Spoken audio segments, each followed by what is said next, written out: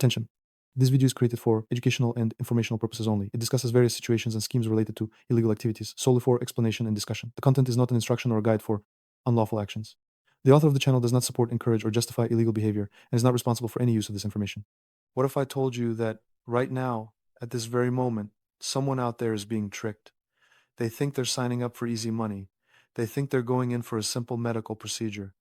They think they'll be back home in a week with cash in their pocket. They're wrong. Today we're going somewhere most people are too scared to look. The black market for human organs. Who runs it? How they find their victims? What actually happens behind the closed doors of these illegal clinics?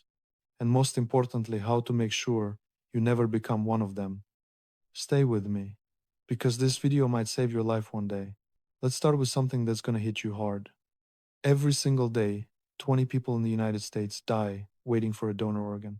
20 people, every day.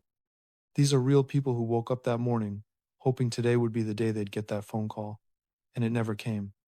Worldwide, over 100,000 people are waiting for a transplant right now. The demand is massive, and the supply of legal donors, nowhere near enough.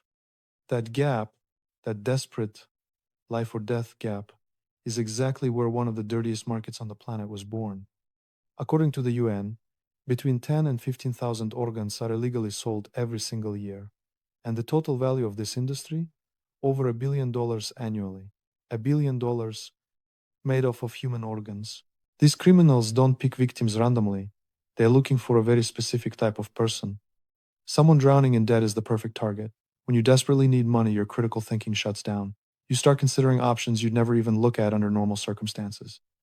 These people monitor debt forums, mutual aid groups, desperate job listings. Migrants without papers are even more vulnerable. They're afraid of the police. They don't know their rights. They feel completely alone in a foreign country. Now picture this. You're scrolling through your feed and you see an ad. A medical organization is looking for voluntary kidney donors. $7,000 compensation. There's a website, a logo, testimonials from people who already did it and say everything went fine. You reach out. They respond fast and friendly. They send you documents with official stamps. Everything looks legitimate. None of it is real. At first, it's just conversations. Then a quick medical check at some office. Then they ask you to travel to another city. They buy your ticket. Someone picks you up at the airport. Everything feels organized and professional. And then things start to feel off. The clinic doesn't look like what you imagined. The coordinator becomes hard to reach.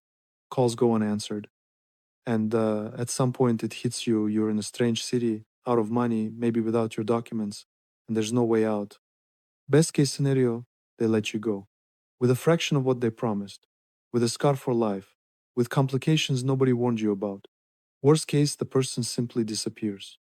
And nobody ever finds out what happened to them. These operations happen without proper sterility, without real anesthesia, without any aftercare.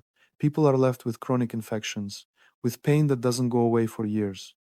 Kidneys are the most common organ on the black market. You can live with one kidney. But if the surgery goes wrong, the risk of kidney failure skyrockets. And now the victim themselves needs a transplant. The psychological damage never fully heals. The feeling of betrayal, the shame, the fear of telling anyone what happened. Most victims stay silent for years. Some stay silent forever. And here's the cruel irony. In some countries, even the victim can face criminal charges. The law doesn't always separate the criminal from the person who got deceived. Here's the most important part of this whole video. How to spot the scheme before it's too late. First sign anyone offering you money for an organ. In most countries, that's illegal. Full stop. It's not a medical program. It's not an official organization. It's a crime. Second sign, pressure and urgency. You need to decide today. Spots are limited. Real medical organizations never talk to you like that. Ever. Third sign, they want you to travel, especially if they ask you to hand over your documents for processing. That's them cutting you off from everything that keeps you safe. Fourth sign, you can't verify the organization. Every legitimate clinic is registered officially. If you can't find them through official channels, they don't exist. Fifth sign, they tell you to keep it secret. Don't tell anyone, especially not your family. That is the most dangerous sign of all. This industry exists because people don't know how it works. because victims stay silent out of fear and shame, because most of us think this could never happen to me. It can. It can happen to anyone. But knowledge is protection. If after watching this you understand how the scheme works and what the warning signs look like, you're already in a much safer place than you were at the start. If this video opened your eyes to something new, hit that like button.